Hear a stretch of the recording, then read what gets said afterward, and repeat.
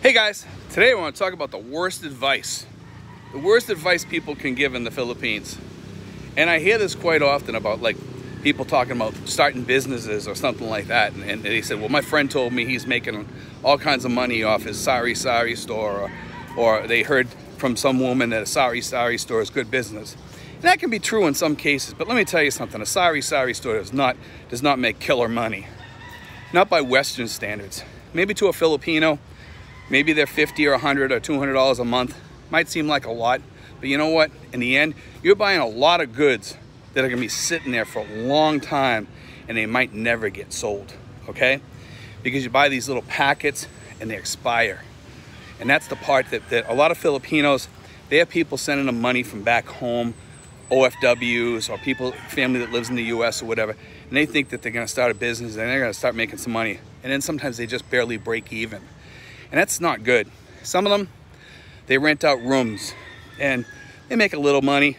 Other people, they'll buy condos or whatever, rent them out, and they might break even for the amount of money that they lay out. You can actually probably make more money with other things versus doing it that way. Here's the thing. In today's world, to have money in your hands means the world. You know, like having that money there, because we don't know what's going to happen in the world today. I mean, a good chunk of the United States is out of work, and throughout the world, because of this great resignation thing, they're making money on the side, under the table, on the computer or what have you. And now they're trying to figure out, like they want people to, if they see a $600 or more go into an account, the IRS in the United States wants to know about it, where it came from and all this stuff. It's getting quite concerning, you know, because the government is getting very intrusive in it. They want to find out everything that you're doing and know everything. These are problems that we have in the world today, you know. And so to have that money in your hand, though, it means a lot. And that great resignation is affecting all of us, both inflation-wise and everything, because the governments have to tax more to make up those differences for all those people that are out of work. And some of us expats still have to pay taxes back in our home countries or what have you, depending on which country you come from. You know, if you're working or something, you have to pay those taxes. And some expats, if they have a business in the Philippines, they have to pay taxes there too. If they're earning income over a certain amount, they have to pay taxes on that. You know, I'm not going to get into taxes because that's not my specialty, and I'm not going to vlog about it, so don't ask me, because it gets very complicated as an expat to be talking about that. There's just too many little intricacies that, you know, you have to get into, and it's just not something I give advice on. So don't comment in the comments saying, hey Steve, what about this here, what about that? I don't know, you know, and I don't want to know, because it's too much to learn about. I just know my own situation and what I have to do, and I do what I'm supposed to do. But, you know, over here, be careful, guys. Don't take that advice about starting a business over here. Not a good idea. I've heard a lot of people saying that people told me, oh, you can work over in the Philippines.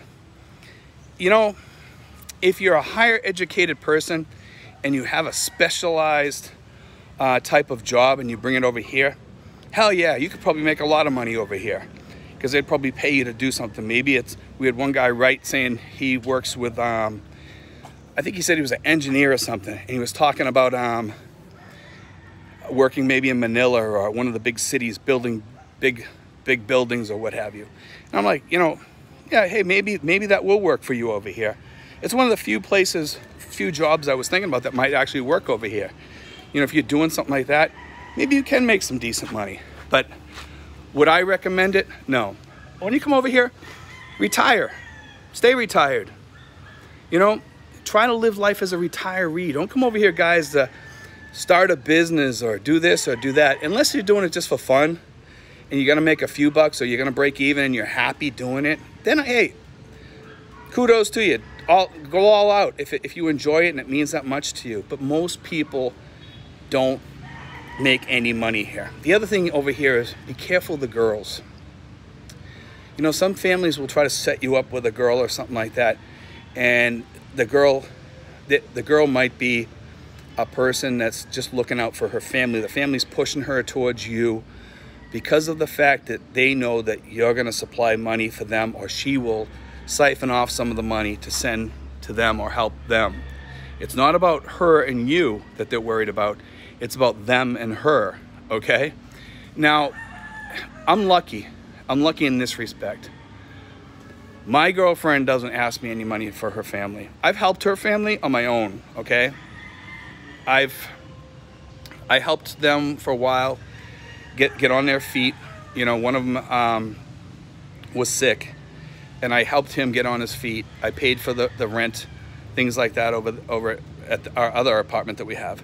And, you know, I've helped a lot of her family when they come over with food, things like that. If I know that they need food or they need help or they might need a little bit of money, hey, I'm glad to help out with stuff like that. You know what I mean? I'm okay with that. But would I do it all the time? No. And a lot of people will say, oh, you got to help the family. To a certain extent, yes. I tell people, you know, guys, it's part of the expectation over here that you help the family a little bit, but don't ever go overboard, because then they're going to see that you have the money to do it, and then they're going to look at you more and say, man, this guy's an easy touch. You know, I can just touch him and he'll throw money at me. Don't be that guy.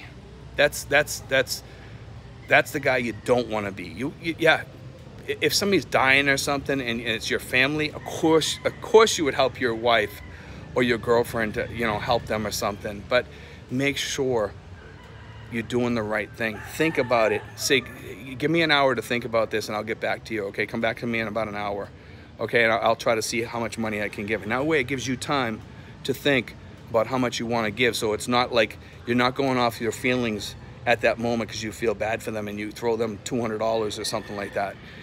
Give yourself an hour to think. Say, give me an hour and then come back to me. And that way you can think about it, and you can also have time to talk to your girlfriend and find out what all the full story is or whatever, and then make a wise decision with that.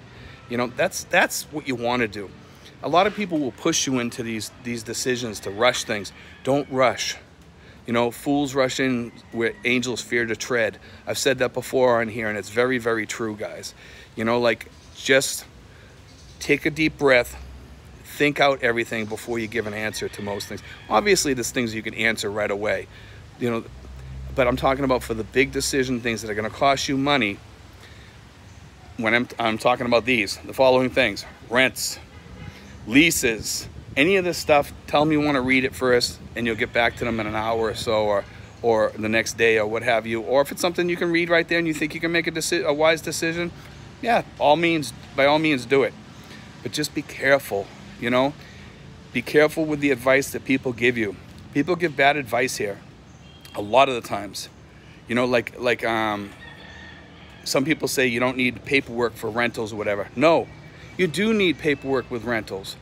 I highly recommend, even if it's a 3-month rental, that you do a lease on it so they can't kick you out a month later and you did all the moving in and everything and you wasted all that money. You know, just be wise in what you do over here, because things happen in the Philippines and sometimes you're not going to like it. I've seen people put money, listen to this. This is something that happened to somebody next town over. These people were putting money into this house that they're moving into. And what happened was they fixed up the whole place to move into, and then as soon as they got it fixed up, guess what? The landlord says, I want it back. They didn't do a lease. And they put a whole bunch of money into this place, fixing it up, basically fixing it up for the landlord. You know, that's because they didn't protect themselves. So that's key.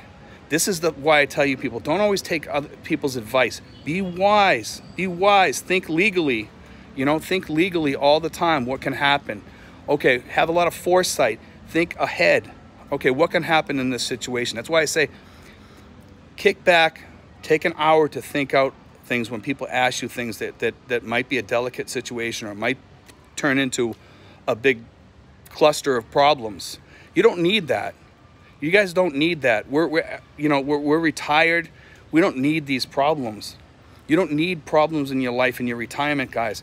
And I'm trying to alleviate those problems for you guys by telling you, like, staying out of businesses and be careful of certain types of women here. There's, you know, a lot of you guys tend to go for the younger women when you come over here. If you're gonna stay in a long-term relationship and you're older, in your 50s, 60s, or 70s, Sometimes you're way better with an older woman. Some people think, well, no, a younger woman. No, most of the times you're better off with an older woman. By that I mean 35 and older, okay? At 35, they start to think, hey, it's time to settle down. I don't care if the guy's 50, 60, 70, whatever. They're usually okay with that, okay? But, you know, a lot of these women, they're gonna have kids and things like that, and sometimes that brings problems in too. So sometimes you're better off with a woman that has no kids, okay? Their kids are gone or whatever. And you still might have to help them once in a while or whatever, but that's okay, you know, it's okay. You know, as long as you think about it, like I said, and you can afford it, and you want to give them money from your heart, you know, feel free, knock yourself out. But anyway, guys, I want to cover this topic because it is kind of important. It's one of the big failures here in the Philippines is when a lot of the expats give money away and then they find themselves penniless, or they keep digging into their emergency fund to help the girlfriend's family or whatever, figuring, oh, it'll be okay, I'll never get sick, I'll just die in my sleep. Well, don't think that way, because eventually you're going to get sick, guys. Eventually you're going to need help. Eventually you're going to have a problem. Eventually you're going to need an operation, probably. It just kind of happens in the Philippines, guys. God bless. Take care.